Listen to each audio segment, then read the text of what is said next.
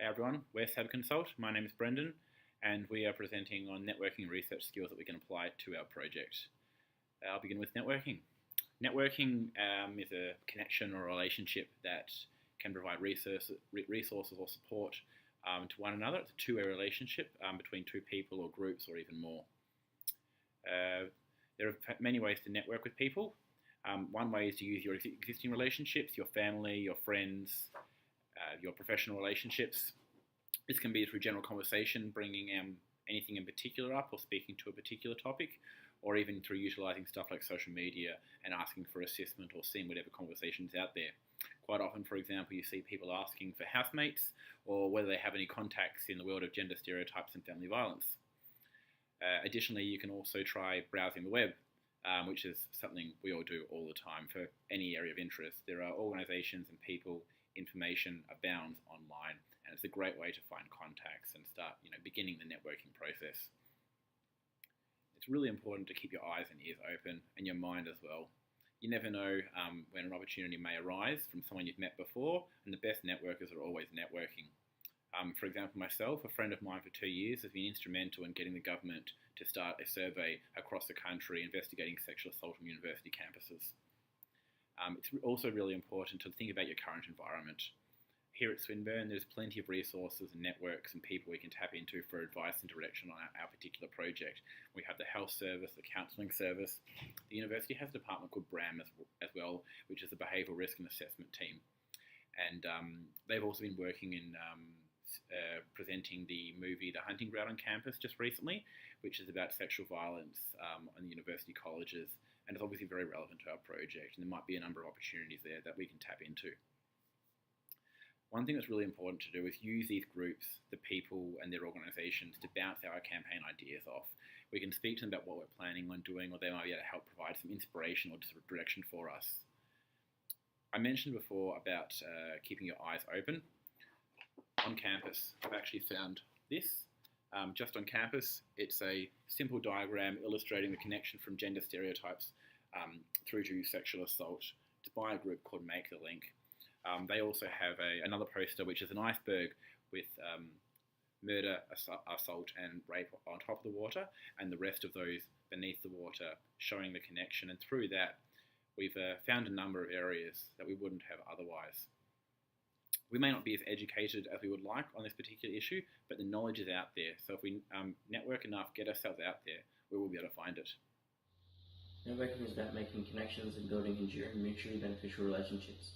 This being said, SABCO at the moment are putting a new idea into motion, wanting to raise awareness for domestic violence and gender equality. With this new notion, it could be quite valuable to connect with other organisations. It could help the concept gain more traction along with being mutually beneficial. Our first networking idea that our team has put forward to help with this cause is the White Ribbon Foundation. Working with this foundation would be a step in the right direction, as what a better way to tackle the issue is to find a connection with the group that has the issue at heart. Another idea is to be working closely with local councils.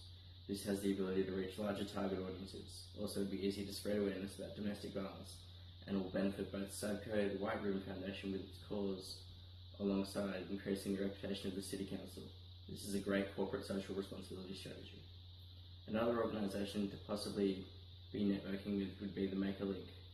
This company focuses on understanding the link between gender equality and men's violence against women.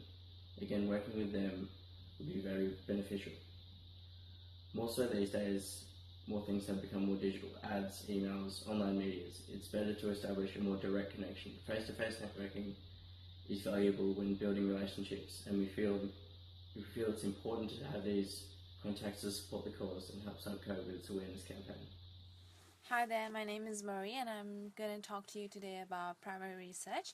Primary research is about collecting data or collecting information yourself.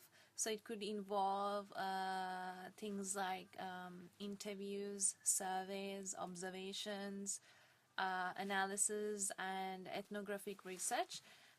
With regards to interviews is like one-to-one basis sessions, or like question and answer sessions where you go and ask a small number of people about what they might think about the product, the brand image, the brand popularity, what pros and cons about it, and stuff like that.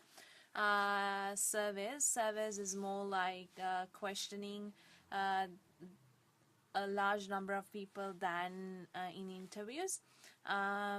Surveys involve a large group of people and is useful when you want to get limited number of information from a larger group. Observations involve taking organized notes and occurrences in the world. Observations provide you insight of what might be happening in the society or the world, and how you can take it as influence in making decisions for your business itself, or in recommending something for the business.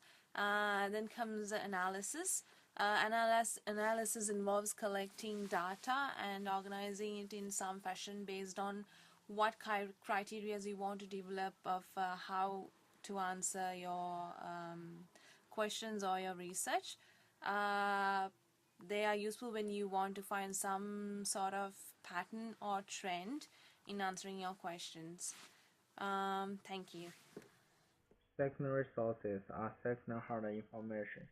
They may contain information that has been interpreted, commented on, analyzed, or processed at distance from original. Secondary sources are usually products after events have occurred. The function of secondary sources is to interpret original materials. Secondary sources are neither better nor worse than original materials. They are simply different. The sources of information you use is not as important as its quality, and is relevant for your particular purpose. The best secondary sources are those that has been published more than recently. If you use a secondary source that was published 10 years ago, it's important to know what current scholar has written on the topic, as well as criticism they has made about earlier work or approach to the topic. There are advantages to using secondary sources. First and foremost, secondary sources are often less costly and time-consuming than collection of original materials. This advantage exists as well. There may not be enough secondary sources on your topic. The quality of valuable information could also be a problem. The original material may have been analyzed or interpreted by someone without necessary expertise. There is also a chance that secondary sources will be outdated. Hi guys, I'm Dylan. I'm a marketing student in our group that we call SAB Consult. I'm going to be covering some more stuff to do with research today. We've already had Marie and Zintan talk about the primary and secondary sources of information. I'm actually going to provide us with some specific bodies of research that we've found to be useful in our group. Yeah, we're more than happy to share that. I mean, it's not really a big deal for us. If you run across any of the informative research that I present for you now, I'm just going to put some links in, so you should be able to click on the links as I kind of run through them in this video. And I will also hyperlink those particular articles, so you can just click on them and hopefully go straight to the source. Our research doesn't necessarily have to do with the connection between domestic violence and gender equality, in case you were wondering. So if you're looking for research to do with that, we can probably skip to the end of the video where I say thank you and goodbye. Firstly, I'm going to talk about the primary sources of information that we found. Marie has gone through what that actually is already, what a primary source of information is. So the first part of primary research that we found that was most useful was an AC Nielsen article. The article was about gender equality, particularly to do with cleaning and purchasing cleaning products. Essentially, the article said that when it comes to home care, about 44% of respondents are saying that it is the female in the house that is purchasing and doing the majority of the cleaning. And even though that is the case, there is also an increasing groundswell of men who are doing cleaning within a domestic setting. The main highlights of this particular AC Nielsen article are as follows.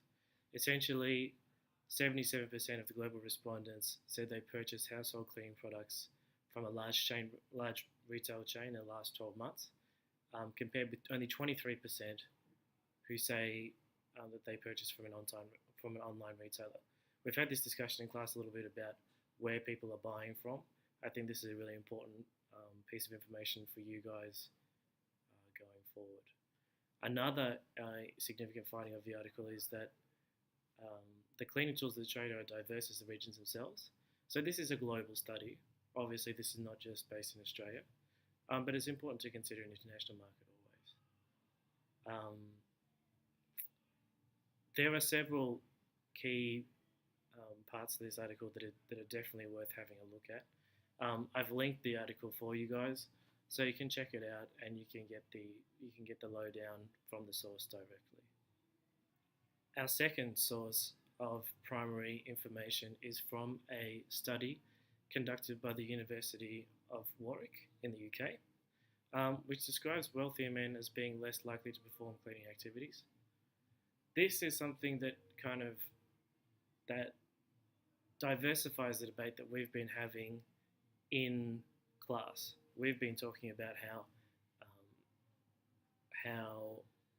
we're looking to have men more active in cleaning activities.